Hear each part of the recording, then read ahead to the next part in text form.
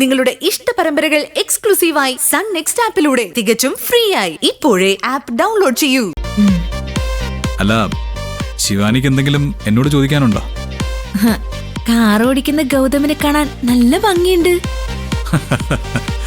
പുറമോടിയിൽ എന്ത് കാര്യം? മനസ്സിലെ നന്മയാണ് മനുഷ്യരെ ഭംഗിയുള്ളവരാക്കുന്നത്. നമ്മൾ മറ്റുള്ളവരെ ദ്രോഹിക്കാതിരുന്ന അതിന്റെ ഒരു ചൈതന്യം നമ്മുടെ പ്രകൃതത്തിലുണ്ടാവും.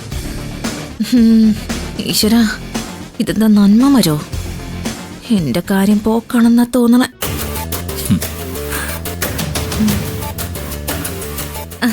ഗൗതം പറഞ്ഞതൊക്കെ കറക്റ്റാ.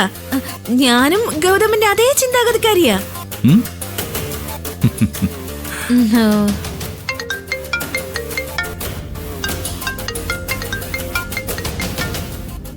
വീണ്ടും ഓഫീസിൽ നിന്നായിരിക്കും. അല്ല, അച്ഛനാ. എന്തെങ്കിലും അത്യാവശ്യം വിളിക്കായിരിക്കും.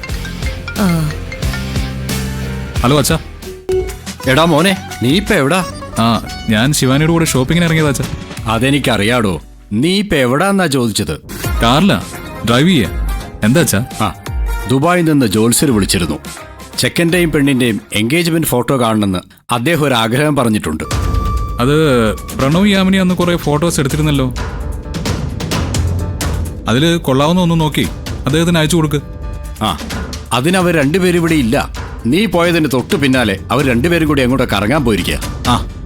സാരമില്ല, പ്രണവ് എടുത്ത ഫോട്ടോസ് അവൻ എനിക്ക് അയച്ചിരുന്നു.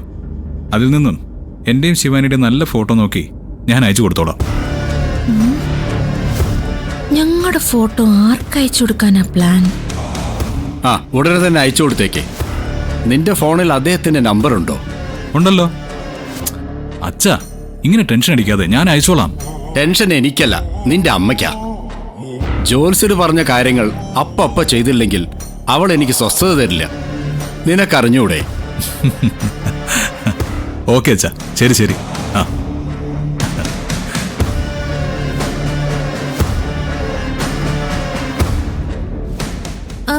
അങ്കിൾ എന്താ പറഞ്ഞത്? നമ്മുടെ എൻഗേജ്മെന്റിന്റെ ഫോട്ടോ ജോത്സ്യനൊന്ന് അയച്ചു കൊടുക്കണമെന്ന്. ശിവാനിയുടെ ജാതകം എന്റേതുമായി ചേരുമെന്നും പറഞ്ഞ് ഈ ആലോചന കൊണ്ടുവന്നത് അദ്ദേഹമാണ്. എന്ത് കാര്യവും പാറു അദ്ദേഹവുമായിട്ട് ആലോചിച്ചിട്ടേ ചെയ്യൂ. അങ്ങനെ. തനിക്കും അദ്ദേഹത്തെ നല്ല പരിചയമല്ലേ?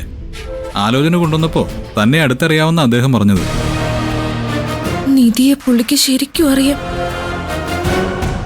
അടക്കം ഒതുക്കമുള്ള കുട്ടിയാണെന്നും കുടുംബം നോക്കുമെന്നൊക്കെ അദ്ദേഹം അന്നേ പറഞ്ഞിരുന്നു. ഈശ്വര, ആ പരട്ടക്കിളവ് ഉദ്ദേശിച്ചത് നിധിയായിരിക്കും. എങ്കിൽ അധികം വൈകാതെ എല്ലാം തീരും. അദ്ദേഹം ഇപ്പൊ എന്തോ പൂജയൊക്കെ ആയിട്ട് ദുബായിൽ പോയിരിക്കുക. കല്യാണത്തിന് വരുന്ന കാര്യം സംശയ. എവിടെയെങ്കിലും കാറൊന്ന് നിർത്തി നമ്മുടെ എൻഗേജ്മെന്റിന്റെ ഫോട്ടോ അദ്ദേഹത്തിന് അയച്ചു കൊടുക്കണം. ഫോട്ടോ അയച്ചു കൊടുത്ത ആ നിമിഷം അയാൾ ഗൗതമനെ വിളിക്കും. നിധിയുടെ ജാതകമാണ് ഗൗതമന് ചേരുന്നതെന്ന് പറയും. അതോടെ ഗൗതം എന്നെ ചവിട്ടി പുറത്താക്കും. താനെന്താ ആലോചിക്കുന്നത്? ഒന്നുമില്ല. അല്ല ഗൗതം, ഈ ജോത്സ്യനങ്ങളിൽ ഞാൻ ഫോട്ടോ അയച്ചു കൊടുത്താ മതിയോ? തന്റെ കയ്യിൽ അദ്ദേഹത്തിന്റെ ഫോൺ നമ്പർ ഉണ്ടോ? അയ്യോ, അതല്ല, ഗൗതമിന്റെ ഫോണിൽ നിന്ന് ഞാൻ ഫോട്ടോ അയച്ചു കൊടുക്കാം. ചെലപ്പോ അദ്ദേഹം ഫോട്ടോയ്ക്ക് കാത്തിരിക്കുകയാണെങ്കിലോ?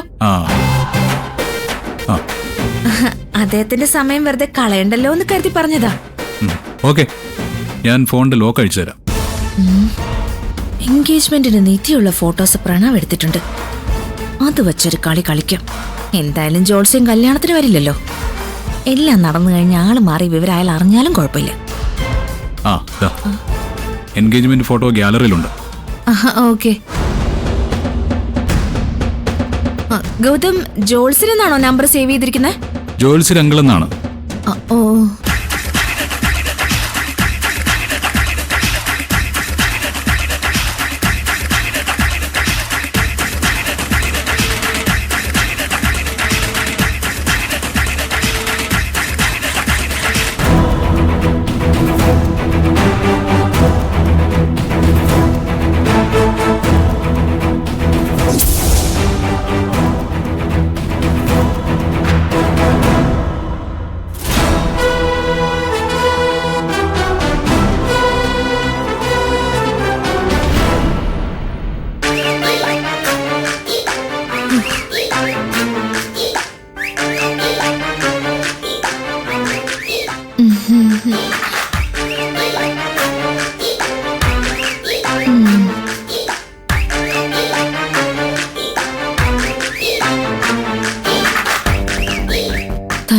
രക്ഷപ്പെട്ടു.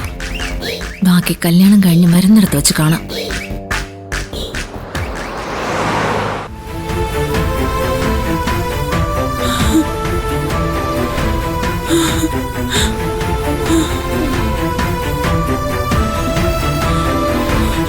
എന്റെ കുഞ്ഞിന് തീരെ വയ്യ മിസ്സേ. എന്താ ചേച്ചി പറ്റിയത്? അമ്പലത്തിൽ വെച്ച് കണ്ടപ്പോ ഇത്തിരി ക്ഷീണം ഉണ്ടെന്നല്ലാതെ മറ്റു കുഴപ്പങ്ങളൊന്നും തോന്നിയില്ലല്ലോ. തല ചുറ്റി വീഴുന്ന കാര്യം പറഞ്ഞിരുന്നില്ലേ? വിശദമായി പരിശോധിച്ചപ്പോഴാണ് കണ്ടുപിടിച്ചത്. മോളുടെ ബ്രെയിനിൽ രക്തം കട്ടപിടിച്ച് കിടക്കുന്നെന്നാണ് ഡോക്ടർ പറഞ്ഞത്. അവളുടെ അച്ഛനൊരു ആക്സിഡന്റ് പറ്റി 3 വർഷമായി കിടപ്പില. ഞാൻ അന്യ വീട്ടിൽ ജോലി ചെയ്ത അവളെ വളർത്തുന്നത്. ഒന്ന് സഹായിക്കാൻ പോലും ഞങ്ങൾക്ക് ആരുമില്ല മിസ്. അയ്യോ, ഇങ്ങനെ കരയാതെ ചേച്ചി. ആരുമില്ലാത്തവർക്ക് ദൈവം കൂടെ ഉണ്ടാവും. അതൊക്കെ വെറുതെ പറയുന്നതാ. ദൈവം ഉണ്ടായിരുന്നെങ്കിൽ ഞങ്ങൾക്ക് ഇങ്ങനെ വരുമായിരുന്നോ? എന്റെ മോക്ക് എന്തെങ്കിലും സംഭവിച്ച ഞാൻ അമ്പലത്തിന്റെ മുമ്പിൽ പോയി തല തെല്ലിച്ചാവും. അയ്യോ, ഇങ്ങനൊന്നും പറയരുത് ചേച്ചി. നമുക്ക് എന്തെങ്കിലും ഒരു വഴി ഉണ്ടാക്കാം.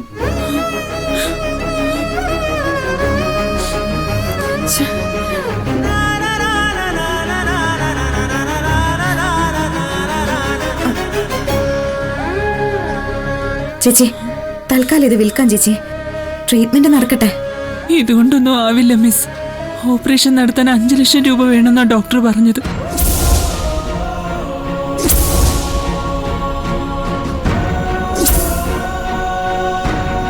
നമുക്ക് എങ്ങനെങ്കിലും ഒരു വഴി ഉണ്ടാക്കാം. ചേച്ചി ഇപ്പൊ ഈ മോതിരം വാങ്ങ്. ഉണ്ടായിരുന്ന സ്വർണം പണയം വെച്ച് കുറച്ച് കാശ് ഞാൻ അടച്ചു. പക്ഷെ മുഴുവൻ തുകയും അടച്ചാലേ ഓപ്പറേഷൻ നടക്കൂ. ഞാൻ ഡോക്ടറോട് സംസാരിക്കാം. എവിടെയാ അദ്ദേഹം? മോളെ പരിശോധിച്ചുകൊണ്ടിരിക്കുക. ചേച്ചി വാ.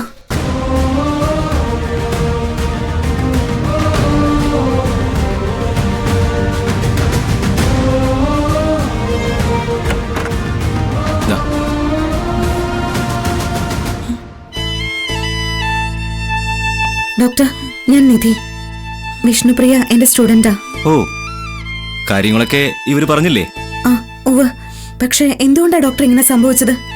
ഓടിക്കളിക്കുമ്പോഴോ മറ്റോ തല എവിടെയെങ്കിലും തട്ടിയിട്ടുണ്ടാവാം. ആ സമയത്ത് അത് കാര്യമൊക്കെ കാണില്ല. ഇപ്പോഴെങ്കിലും കണ്ടുപിടിച്ചത് ഭാഗ്യമാണ്.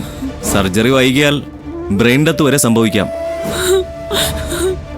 അയ്യോ, എന്റെ മോള്. ഇനിയിപ്പോ സർജറിയെ പോംവഴിയുള്ളൂ. ഡോക്ടർ, എത്രയും വേഗം നടത്താൻ ഡോക്ടർ.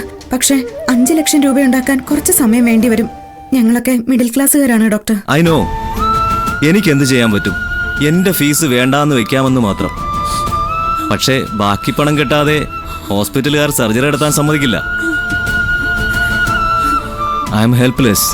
കുട്ടിക്ക് എന്റെ സിറ്റുവേഷൻ മനസ്സിലാവുന്നു കരുതുന്നു. Okay doctor.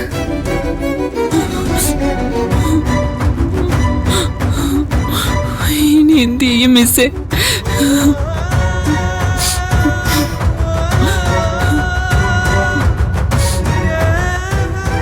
വഴിയുണ്ടാവും.